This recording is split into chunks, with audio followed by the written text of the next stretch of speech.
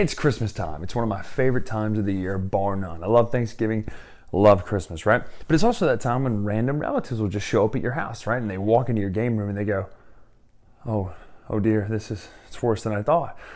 But then you get that few moments where you go, hey, why don't we just try one of these games, right? And you go, which game are we going to try? How do I get them into knowing that this is not as crazy of a hobby as it seems like at first blush, and get them enjoying themselves and having a good time, right?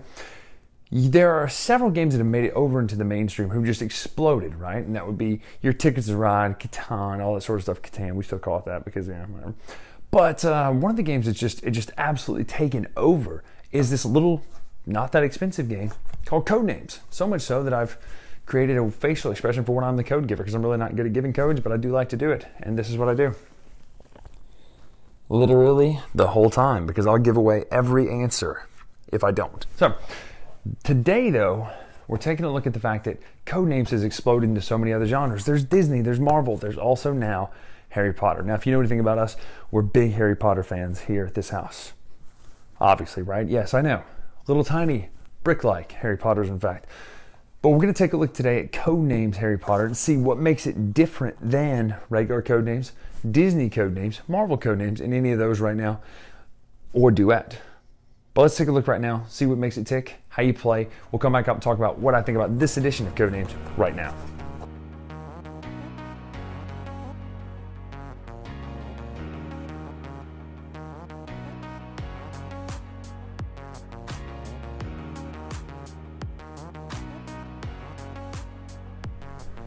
Question of the day, what is your favorite moment in Codenames, right? What do you like to see happen? Is it that moment when you totally underestimate your friends and they pull it out? Or is it that moment when you go, of course, it's a gimme, and they're like, well, I have no clue, right? Let me know in the comments below what your favorite Codenames version is, what your favorite moment in Codenames is, and what your favorite types of clues are to give legal clues in Codenames right now. So here we are mid-game in Codenames Harry Potter. Both of you get, well, you share one card. It's two-sided. So one person will look at this side, the other person will look at this side, which corresponds to the 25-word grid out there. And again, this is a little bit slipshod because this is literally the ending of our last game where we totally failed to win. Anyway, you'll put out these 25 cards out there. You could do either the word side or the picture side, which is really cool because you get some great imagery from the movies out there.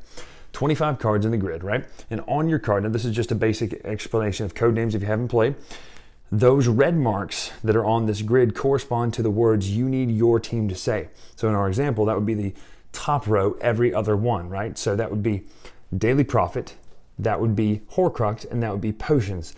Your goal is to give a one-word clue, unless you're playing the missions over here, which we'll talk about in a minute, a one-word clue, and then a number corresponding to how many guesses they get. So if you were to say, for instance, let's say you were trying to get them to say Horcrux, a good clue might be Slughorn 2.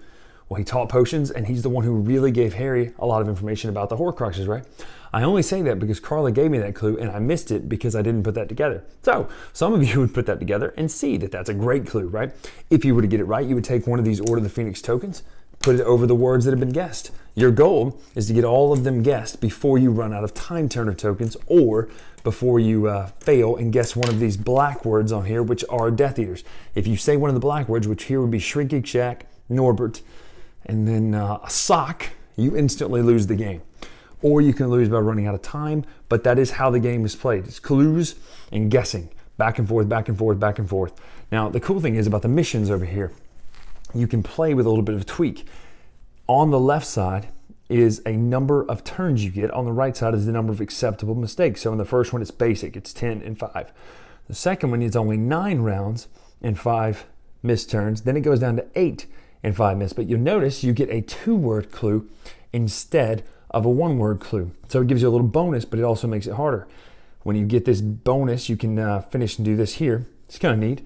But it's cool because it gives you this whole stack of these campaign logs to do front and back. They're all the same, but you can, I mean, these aren't the same, but the individual pages are the same. If you need more, you could print out more. But it's cool because it spices up the duet factor of Codenames, which is the 2-player version that we just talked about. If you're playing regular Codenames, only one person would get this. Everyone else would be sitting on their sides of the table. One person from their side, give a clue and a number of guesses. Their team tries to guess. Whoever finishes their words finishes first. Actually, you know what? I don't know. Oh my goodness. It just occurred to me. I don't know that you can play this one regular Codename style. It just occurred to me that there are no teams. There's not, actually. This is only co-op. Wow. Okay. Well, but here's the thing. Here's what I should say. Even though it's only meant to be played with the duet rules, which again doesn't mean two people, it means two teams, and you can take turns. What it does mean though is you can actually take any of the Codenames components you have from the base game and then just play it with these pictures. So if you like regular Codenames, you could take one of the cards from Codenames and still play it like that, play it like Codenames picture. So it's pretty much the same thing, but just know that it is mainly the duet rules that you're getting at first. So good to note up front. So that's it. That's how you play. You just play Codenames. You can do it the normal way. You can do it the duet rules. And here's what I love. The fact that it came with the duet rules in the box is one of my favorite parts because Carla and I love Harry Potter. We love playing this game together. We also like playing two-player Codename, which is the duet rules. Now, the Disney one did not come with that. I don't know if the Marvel one did or not, but the Disney one didn't. But we love Disney, obviously, but the Harry Potter one didn't. We love the idea of playing the duet missions where you get that page and it tells you, well, you can do 10 rounds, 5 mistakes, or 9 rounds of 5 mistakes, or 10 rounds, 4 mistakes, right? And you get all these parameters for what you should and shouldn't be doing and how you should be doing as you progress. It's really hard with the words, okay? We tried it with the letters or the pictures and the words. It's really hard, but I like the way it plays. I think Duet is my favorite version of Codenames because you can get the game in a lot easier, even if you don't have a team of 20-something people. The box says, I think it says 2 or, yeah, okay, so this one just says 2 or more. I think it used to say like 2 to 8, but really the answer is 2 to 100 players, 150 players, doesn't matter. You can have as many people as you want on your team because everyone looks at this grid. In fact, if you wanted to IMAG this in a giant auditorium, you could. You could have teams of 200 each, right? You got a camera shooting down at the 25 words. They say, Gringotts, 2. Everybody in the room can do it. They can vote on a little pad or something like that and send in their answers. Consensus answer goes, and there you go, right? That sounds like a terrible event, but you could do that. You could do exactly what I just mentioned. But that's the beauty of this. So I give Codenames Harry Potter a fantastic thumbs up if you like Harry Potter. If you don't like Harry Potter, obviously skip it. But what I love is it comes with those duet rules built in.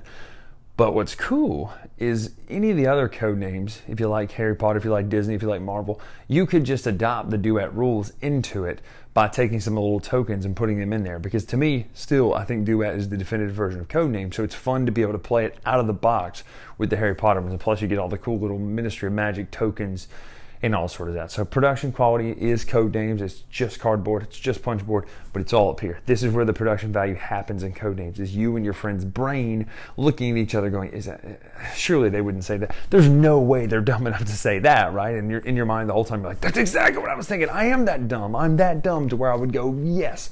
Or the code giver would go, well, they'll never get that. And then immediately they get it. So it's a game of underestimating your friends. I think that's what Codenames should be. Codenames, the game of underestimating your friends. So that's what I think about Harry Potter Codenames. I think you should go get it. You should go check it out. The price point alone is great. If you like Harry Potter, then definitely go check it out. The art's cool because you get all those scenes from the movies, plus the words on the back look nice. So it's a win for us. Definitely go get it if you like Harry Potter.